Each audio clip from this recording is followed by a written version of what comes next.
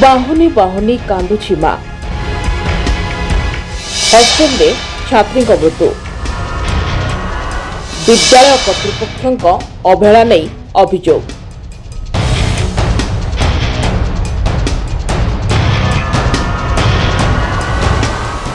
मृत छात्री नाँ सुवर्ण अमानत्य बयस 13 वर्ष। से बोरीगुमा ब्लॉक बी सिंहपुर पंचायत अंतर्गत पोड़ापदर गाँव बासिंदा। से नुआगाँ आश्रम शिक्षालय रही पाठ पढ़ुले।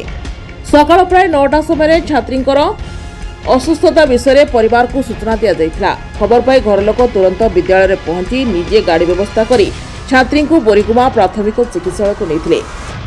प्राथमिक चिकित्सा पर सेठारे डाक्तर तांको मृत घोषणा करथिले। परिवार लोकंकर अभियोग अनुसार चिकित्सा सुविधा मिल नथिबारु एही दुखद घटना घटिछि। एहा सहित अभियोग होइछि जे विद्यालय पक्षरु छात्री को हॉस्पिटल को निया जाई नथिला। घटना को नहीं स्थानीय अंचल असंतोष बढ़िछि। घटनार सत्यासत्य नहीं तदंत दाबी होउछि। अवहेला प्रमाणित हेले दायित्व थिबा कर्तृपक्षों विरोध में कड़ा कार्यानुष्ठान दाबी करा जाइछि। ब्यूरो रिपोर्ट विजय सेना ओडिशा न्यूज।